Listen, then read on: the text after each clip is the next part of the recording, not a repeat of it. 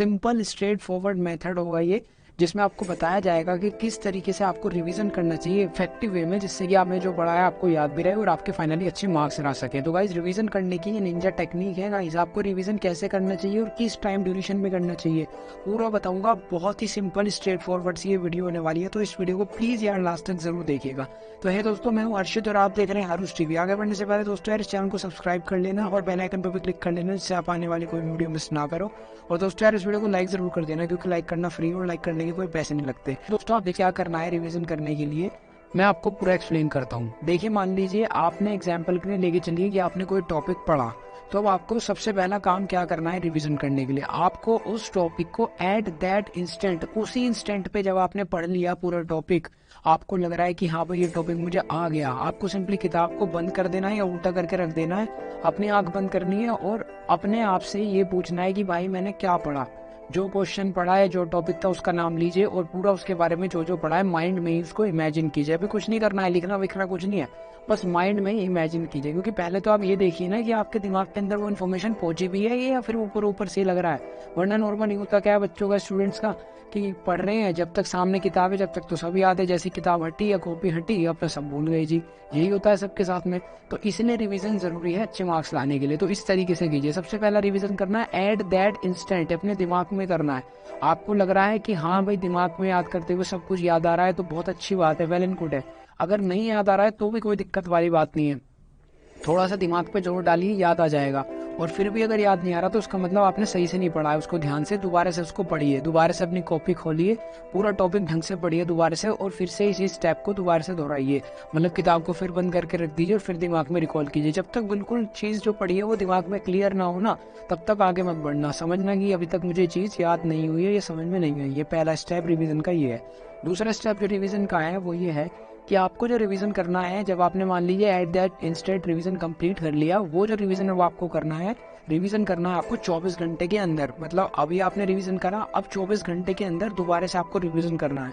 अगर आपने 24 घंटे के अंदर रिवीजन नहीं करा तो गारंटी से लिखवा लीजिए आप भूल जाएंगे जो आपने पढ़ा है। ठीक है ना, किसी का दिमाग में कोई सुपर कंप्यूटर नहीं होता है जो चीज़ें याद रखेगा बहुत ज़्यादा। अनटिल और अनलेस 1% कोई ऐसे बच्चे होते हैं जिनका बहुत ज़्यादा शार्प मेमोरी होती है, जो लॉन्ग टाइम तक एक चीज़ को पढ़ने के बाद याद रख पाते हैं। पर ज़्यादातर स्टूडेंट के केस में यही होता है कि वो इस स्ट्रेटेजी का, इस रिवीजन टेक्निक का यूज़ करते हैं। जो टॉपर्स हैं जो मैं आपको बता रहा हूँ, इससे उनके अच्छे मार्क्स आ पाते हैं। तो आप सिंपल इसको यूज़ करके देख लीजिए, सिंपल 24 आवर्स के अंदर दोबारा से आपको रिवीजन करना है। देखिए आपको रिवीजन कैसे करना है वो भी मैं आपको बता देता हूँ आगे बढ़ने से पहले।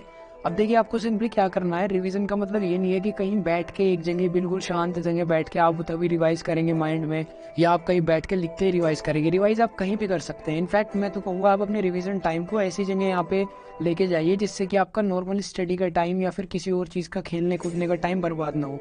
फॉर एन एग्जाम्पल, आप बस में या ऑटो में या कार में स्कूल जाते हैं तो उस टाइम अपना माइंड बंद कीजिए।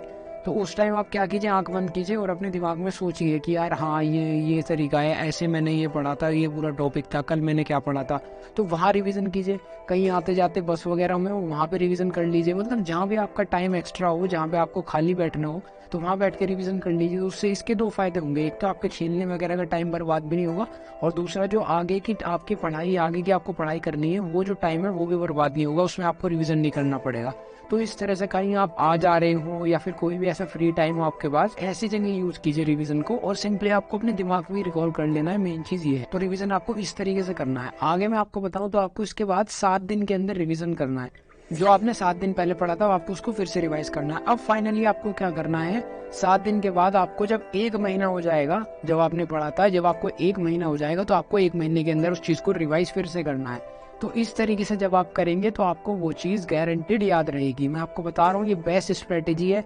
रिवीजन एट द इंस्टेंट, जब पढ़ा है तभी एक बार रिवाइज कर लो, फिर 24 घंटे के अंदर रिवाइज कर लो, फिर 7 दिन के अंदर रिवाइज कर लो, और फिर 1 महीने के अंदर अंदर रिवाइज कर लो।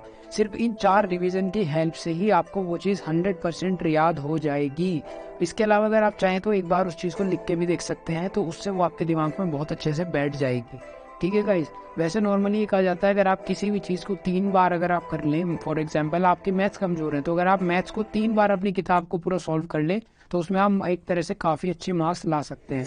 तो दोस्तों ज़्यादा मैं बात नहीं करना चाहूँगा इसके बारे में, यही बेस्ट एंड इफेक्टिव टेक्निक थी रिवीजन की जो फिलहाल मैंने शेयर की। आगे आने वाले टाइम में मैं रिवीजन से रिलेटेड और भी वीडियोस बनाऊंगा, तो बने रहिए हमारे इस चैनल के साथ। इस चैनल को सब्सक्राइब करके बेल आइकन पर भी क्लिक कर लीजिए और इस वीडियो को लाइक कर देना यार, प्लीज़ लाइक करना और शेयर करना अपने दोस्तों तक व्हाट्सएप, फेसबुक वगैरह पे।